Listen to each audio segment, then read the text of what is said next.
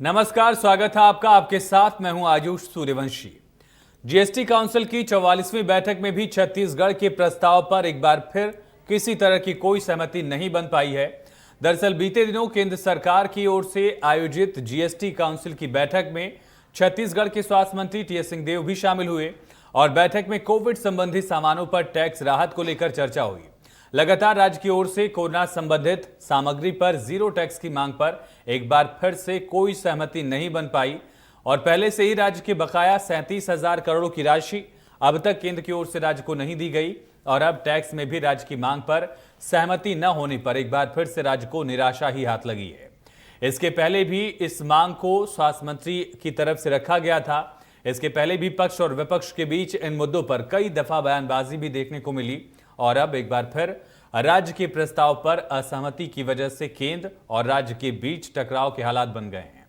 वहीं पूर्व मंत्री और बीजेपी के विधायक बृजमोहन अग्रवाल ने यह आरोप लगाया कि राज्य सरकार जबरदस्ती मुद्दे को उठा रही है और आज इसी मुद्दे पर बात होगी। हमारे साथ कुछ मेहमान भी जुड़ेंगे जिनसे ये जानने की कोशिश हम करेंगे कि जीएसटी काउंसिल की बैठक के बाद केंद्र राज्य में टकराव की स्थिति आखिर क्यों बन रही है और आखिर प्रदेश सरकार का जो प्रस्ताव था वो कितना जायज था और केंद्र की तरफ से जो प्रस्ताव न मानने का फैसला लिया गया वो कितना वाजिब रहा। लेकिन उससे पहले बयान भी आपको सुनवाएंगे किस तरह से बयानबाजी हुई है।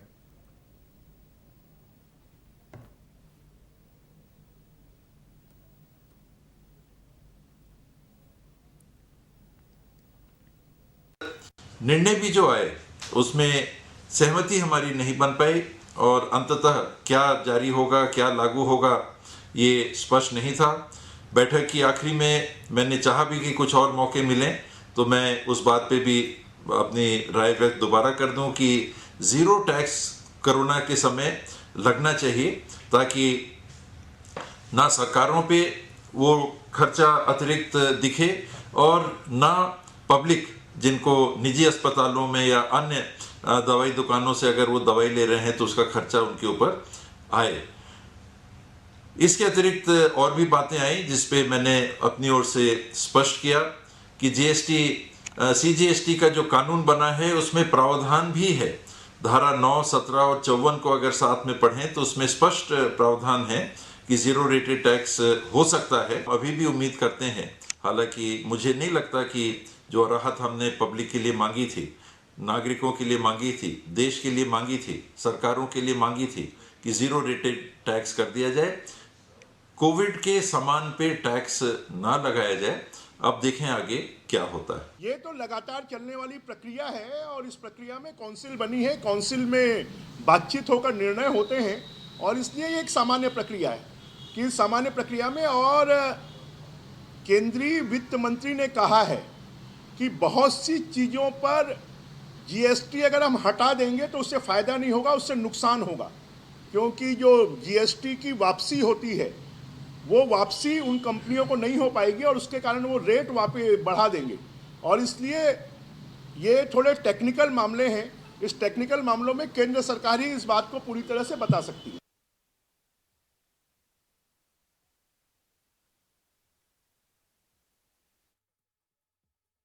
स्वास्थ्य मंत्री और प्रदेश की तरफ से जीएसटी काउंसिल की बैठक में प्रदेश का प्रतिनिधित्व करने वाले टीएस सिंहदेव ने कहा कि प्रदेश सरकार की तरफ से जो प्रस्ताव मैंने रखा जिसके मुताबिक लाइफ सेविंग ड्रग्स जो हैं, कोविड के जुड़े जो दवाइयां हैं या फिर जो इंस्ट्रूमेंट्स हैं उनको अगर खरीदने में लोगों को जीएसटी देनी पड़ रही है तो फिर ये गलत है। कोविड से जुड़ी सामग्रियों पर जीरो टैक्स का सुझाव राज्य सरकार की तरफ से दिया गया था, हालांकि सुझाव को नहीं माना गया। ये कहना है प्रदेश के स्वास्थ्य मंत्री टीएस सिंहदेव का। उन्होंने कहा कि मैंने कोशिश की कि मुझे दोबारा ये मुद्दा उठाने की जगह मिले, मौका मिले, लेकिन ये भी संभव नहीं हो सका। तो ऐसे में बड़ा सवाल है कि जीएसटी काउंसिल की बैठक में अगर सहमति नहीं बनी तो इसका कारण क्या था, राज्य सरकार का सुझाव कितना जायज़ रहा और केंद्र सरकार का फैसला इस पर कितना वाजिब था, ये बड़ा सवाल है। लेकिन इसके अलावा टेक्निकल पहलुओं को भी समझने की कोशिश करेंगे कि आखिर केंद्र की तरफ से कोविड से जुड़ी संबंधित सामग्रियां जो हैं उन पर टैक्स को कम तो किया गया है। जीएसटी काउंसिल की बैठक में रेमडेसिविर से लेकर एम्फोटेरेसिन बी पर जो टैक्स लगता था पहले उसको कम करते हुए 5% पर लेकर आया गया है। इसी तरह से ऑक्सीजन पर जो टैक्सेशन था उसको भी कम किया गया है। कई सारे स्लैब्स में बदलाव किया गया है जीएसटी काउंसिल की बैठक में, लेकिन गैर भाजपा शासित राज्यों की शिकायत रही इस बैठक के बाद, खासतौर से पंजाब, छत्तीसगढ़ और बंगाल के जो प्रतिनिधि थे इस जीएसटी काउंसिल की बैठक में शामिल हुए, उनकी तरफ से शिकायतें दी गई कि प्रस्ताव पर विचार नहीं किया गया, बेहतर तरीके से बात रखने का मौका नहीं दिया गया। लेकिन ये तर्क कितना वाजिब था, ये जानने की हम कोशिश करेंगे।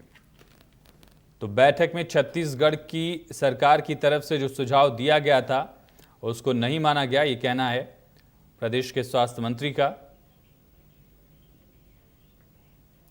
बड़ा और अहम सवाल ये कि आखिर जिस तरह से लगातार राज्य सरकार और केंद्र सरकार के बीच कई मुद्दों को लेकर खींचतान बनी रहती है, टकराव और तकरार की स्थिति बनी रहती है, उसके बाद क्या एक बार फिर से जीएसटी काउंसिल की बैठक से अब एक बार फिर से एक बड़ा मुद्दा ही बन चुका है राज्य और केंद्र के बीच खींचतान का।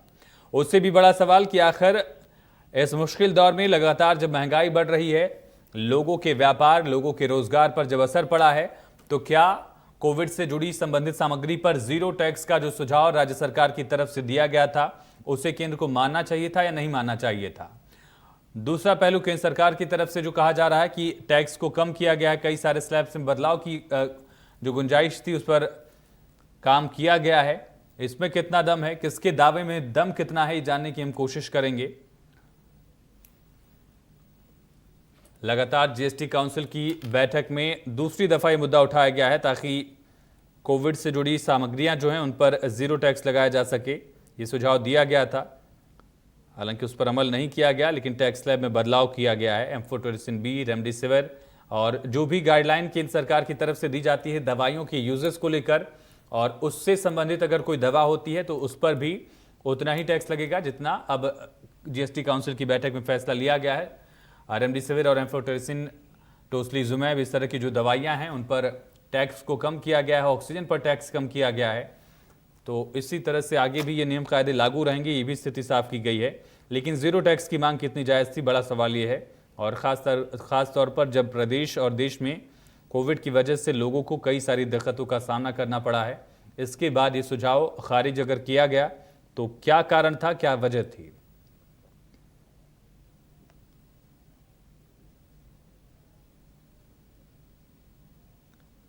छत्तीसगढ़ के स्वास्थ्य मंत्री टीएस सिंहदेव बैठक में शामिल हुए थे और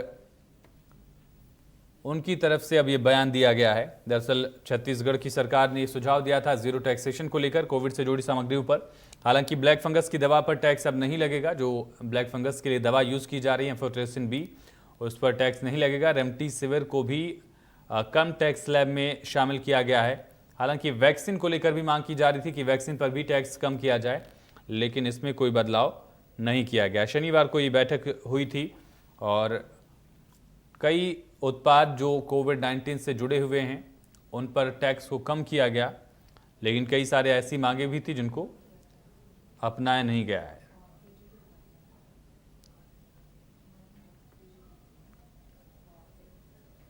और ये नई दरें जो हैं वो 30 सितंबर तक कम से कम प्रभावित रहेंगी। 44वीं जीएसटी बैठक थी। टोस्लीजुमैब जो स्टेरॉयड के रूप में दी जाती है, इस पर भी टैक्स नहीं लगेगा। एम्फोटेरिसिन बी पर भी अब कोई जीएसटी नहीं लगेगी। हालांकि रेमडेसिविर पर जो 12% टैक्स था उसे घटाकर अब 5% कर दिया गया है। एम्बुलेंस पर भी जीएसटी दर को घटाकर अब 12% कर दिया गया है। इसके अलावा कोविड-19 टेस्टिंग किट, ऑक्सीजन कॉन्सेंट्रेटर और बाईपैप मशीन पर जीएसटी को घटाकर 5% कर दिया गया। वित्त मंत्री ने यह भी कहा था कि हैंड सैनिटाइजर और तापमान जांचने वाले उपकरणों पर भी जीएसटी को घटाकर 5% किया गया है। कई सारे ऐसे प्रोडक्ट्स हैं जिनको अब 5% में कर दिया गया है। बैठक में छत्तीसगढ़ सरकार की तरफ से कई सुझाव दिए गए थे, और लेकिन छत्तीसगढ़ सरकार के स्वास्थ्य मंत्री का कहना है कि उन सुझाव पर अमल नहीं किया गया। टोस्लीजुमैब पर पहले टैक्स ज़्यादा हुआ करता था, दरअसल 5% हुआ करता था, उसे घटाकर 0 किया गया। एम्फोटेरिसिन बी को इसका टैक्स भी कम किया गया है।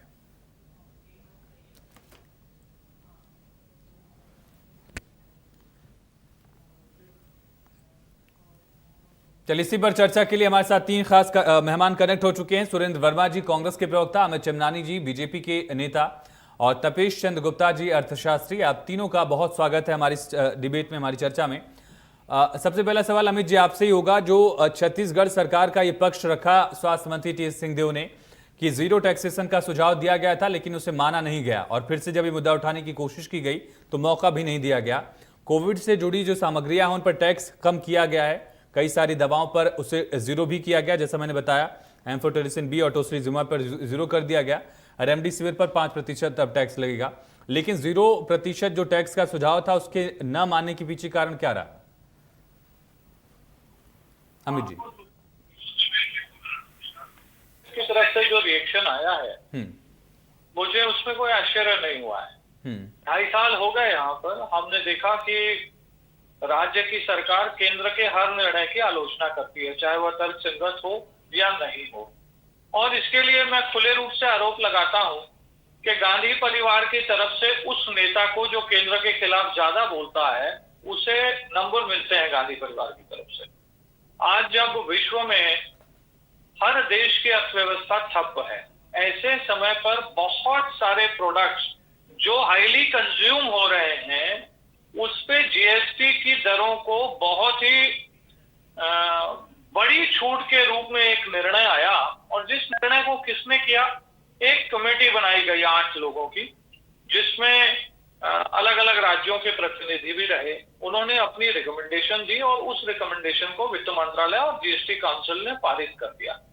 तो ये तो स्वागत योग्य निर्णय है। इसमें तो कम से कम बिना राजनीति के केंद्र सरकार की पीठ थपथपा दीजिए। क्योंकि वक्त कम है अमित जी, इसलिए स्पेसिफिक जवाब रहेगा, सवाल जवाब। कहना यह है टी एस सिंहदेव का कि 0% का सुझाव इसलिए था क्योंकि देश प्रदेश में जनता कोविड महामारी में वैसे ही प्रताड़ित हुई, पीड़ित रही, इस वजह से लोगों की माली हालत भी खराब है, तो उसे टैक्स रहित क्यों न कर दिया जाए? देखिए, जो सबसे महत्वपूर्ण चीजें आज की डेट में चलन में है वो है सबसे ज्यादा ब्लैक फंगस की इंजेक्शन। 2 इंजेक्शन पर 0 टैक्स किया गया है और बाकी जितने भी जरूरी सामान है, किसी में 28% लग रहा था, किसी में 18 लग रहा था, किसी में 12 लग रहा था, तमाम चीजों पर 5% का एक टैक्स रेट सरकार ने दिया है। क्योंकि जो लोग पहले से माल खरीद चुके हैं उनको इनपुट टैक्स क्रेडिट भी लेना है।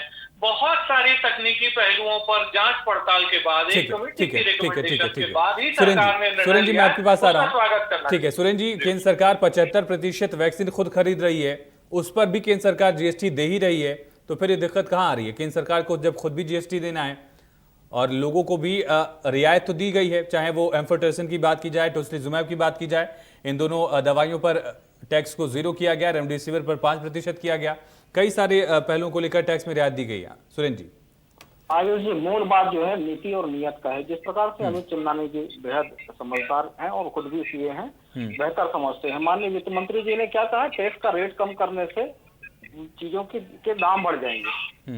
ये निहायत ही बचकाना और ध्यान भटकाने वाला बयान है। हम जीएसटी में 3 तरह के होते हैं। अगर टैक्स में छूट देना है तो एग्जम्प्टेड, नील रेटेड और 0 रेटेड। इस प्रकार से 0 रेटेड में जब ब्लैक फंगस की दवा को 0 रेटेड किया जा सकता है तो रेमडेसिविर और बाकी चीजों को क्यों नहीं? आज सैनिटाइजर और मास्क जैसी चीजें जो है उस पर भी 5%। देखिए, मूल बात जो है संघीय व्यवस्था है। भारतीय जनता पार्टी पूरी तरह से अधिनायकवादी रवैया अपना रही है। इनके लिए सुझाव और सलाह का कोई स्थान नहीं है। सहमति और समर्थन ही मजबूरी है। और लगातार देखिए, महाराज साहब ने 3 प्रस्ताव रखे और लगभग सभी राज्यों के मंत्रियों ने उसका समर्थन किया, तीनों प्रस्ताव का। संघीय व्यवस्था है, लोकतांत्रिक तरीके से तत्काल उन प्रस्तावों को मंजूर किया जाना चाहिए था। तो 8 सदस्यीय एक कमेटी बनाई गई मंत्रियों की।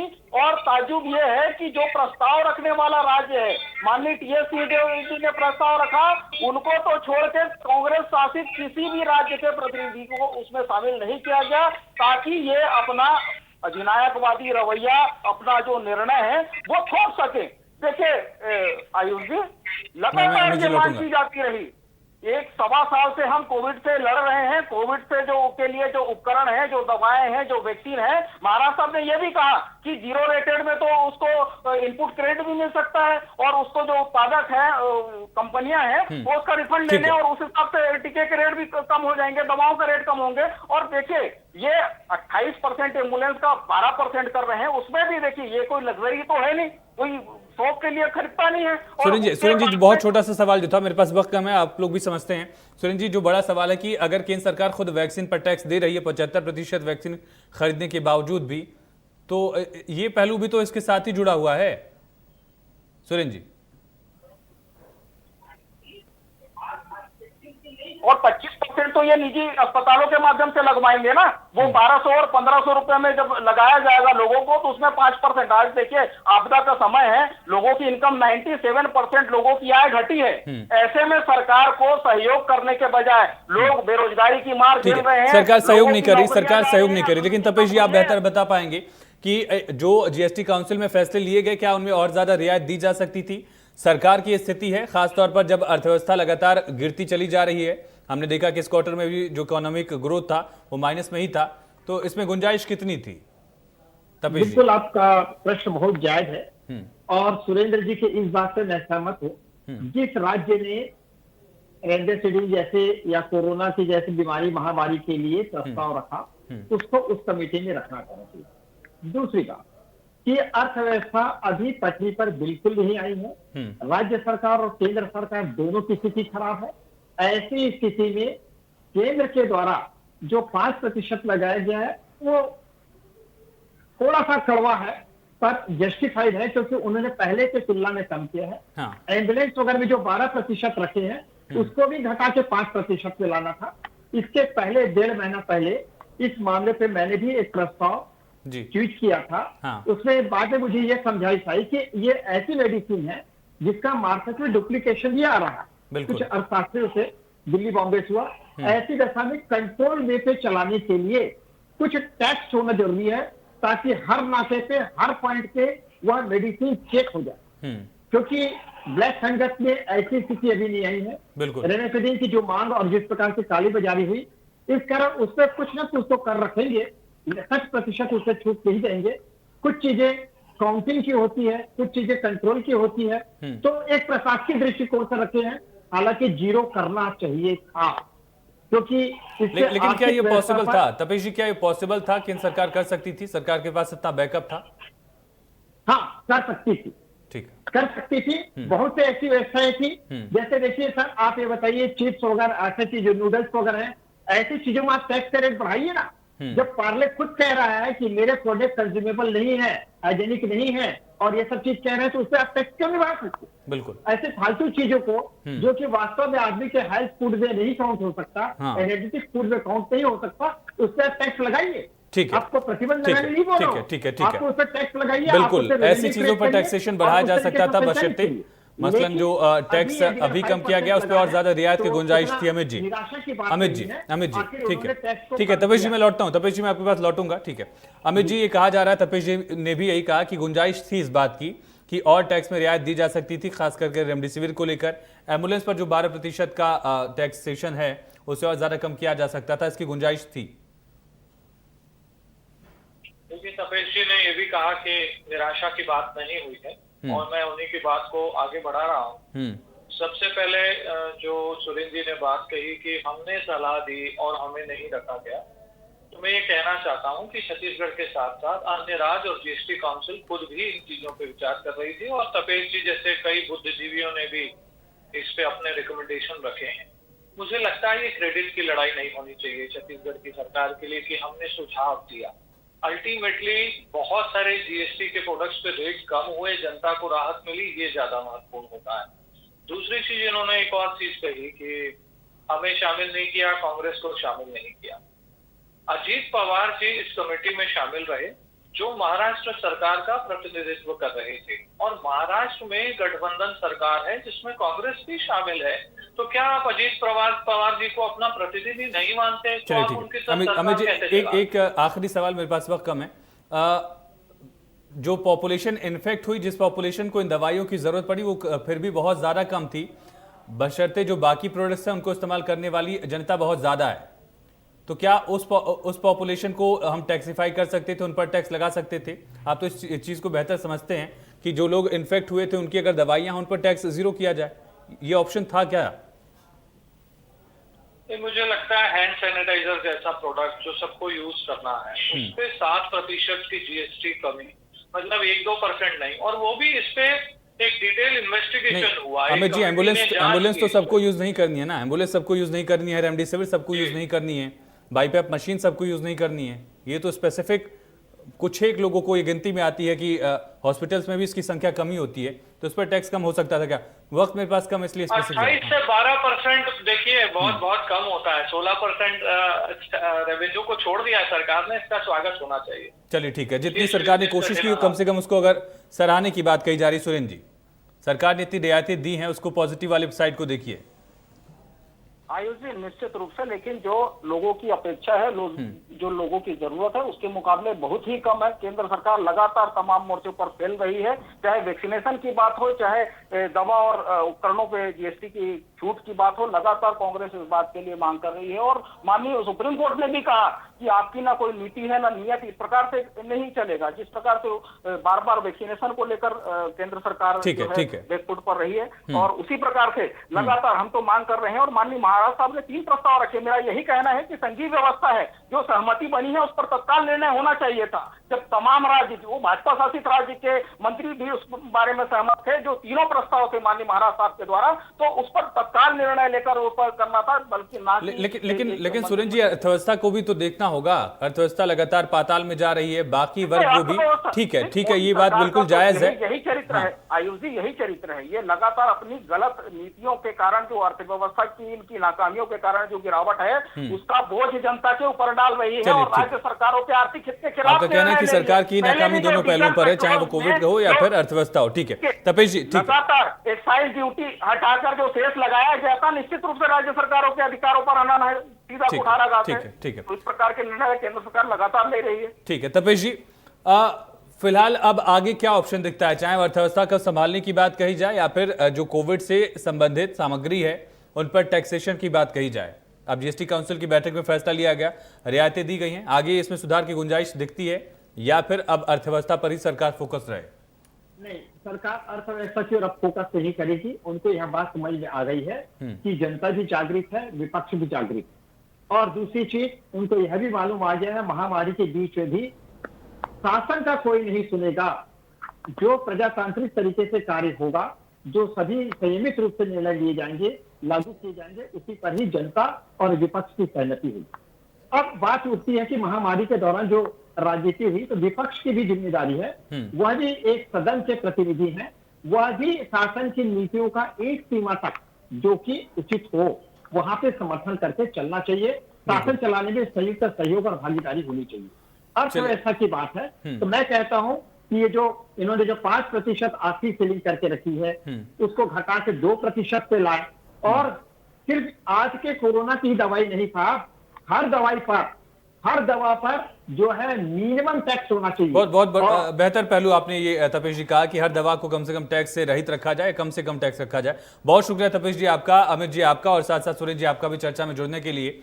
प्रदेश सरकार की तरफ से, यानी कि छत्तीसगढ़ सरकार की तरफ से कहा जा रहा है कि जो हमने प्रस्ताव रखे थे उनको माना नहीं गया, जबकि बीजेपी कह रही कि जितनी मुकम्मल कोशिश हो सकती थी टैक्सेशन में रियायत की, हर उस गुंजाइश को कंसिडर किया गया है। फिलहाल चर्चा में इतना ही, खबरें लगातार जारी हैं, बने रहिए।